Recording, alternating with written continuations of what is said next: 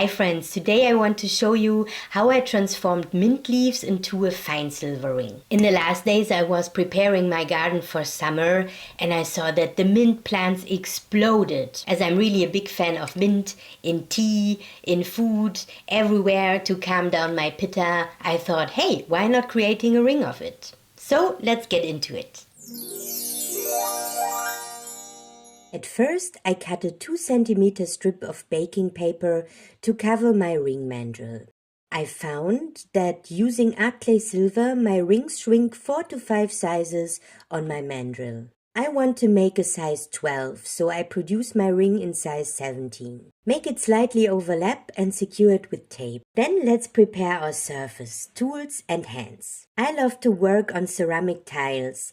They are extremely smooth, easy to clean, and the most important point, they don't wobble. The ants would call me a hasty person, and wobbly things can be wiped away easy with an elbow. So I oil my tile and hands with some olive oil and also my stamping plate and my rolling pipette. Then let's select the mint leaves for the ring. This is mint that I brought from my garden. Let me know in the comments which leaves you are using. Sage is also a great leaf to use for rings. I found my favorite pair of leaves.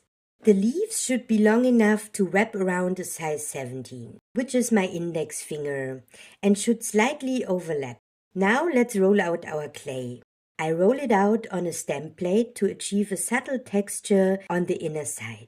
I'm rolling it down from 4 mm to 2 mm. In this case, I want it long and narrow for the ring band. After I am at 2 mm, I lay one of the leaves on my clay. The backside of the leaves has also been oiled. Then I roll the leaf in the clay and cut it out with a stitching needle.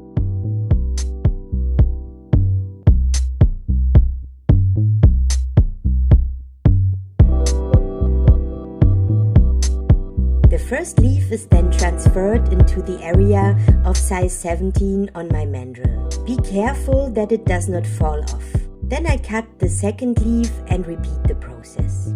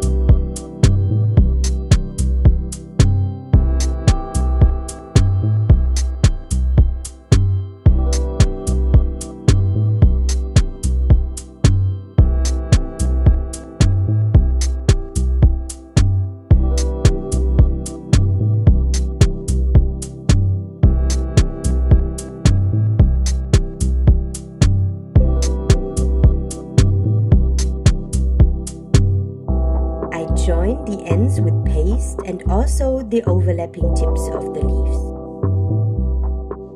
Additionally, I smooth out the edges of the ring with a damp paintbrush. Water is much easier than sanding when it's dried. After everything is smooth, I let it dry overnight. But you can also put it on a heating plate.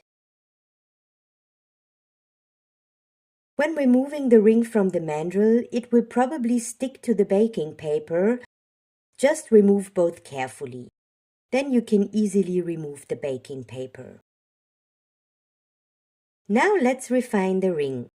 I smooth the edges and side with sanding paper grit 800. I also smooth out the parts that overlap and the joint ones. To remove the sanding dust, I use another dry paintbrush. I strengthen the overlapping parts again with paste. Since the inner side of the ring is slightly textured, I don't sand the inner part, but smooth it out with a damp paintbrush and also again the edges. Afterwards, I put this to dry on my cup warmer heating plate. When it has dried again, I sand another round with grit 800, followed by grit 1200 to get everything really smooth. Make sure to thoroughly remove all the sanding dust, because when firing the ring, the dust will also sinter to the piece and we don't want that. Let's fire our mint ring now. I fire it in my soldering station. If you want to know which materials I used and why, I made a video how I built it and I will link it below. The piece should be fired for 5 minutes and I use a timer to ensure this. The timer should not directly be started. It should be started when the binders have burnt off. So this is the binder burning off. It looks quite dramatic because my camera is a bit overwhelmed by the contrast in the dark.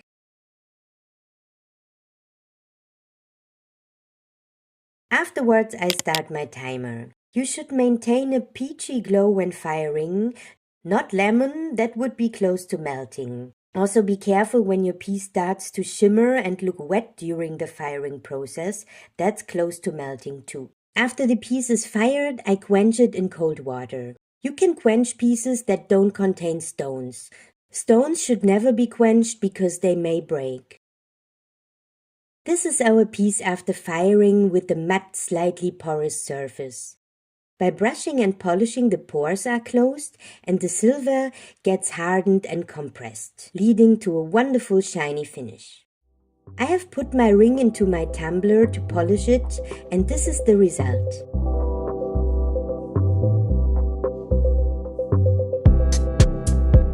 I hope you liked my video. Please give me a thumbs up and subscribe for more content like this. Thank you for your support. Have a lovely day and see you next time on Akoni Tunes.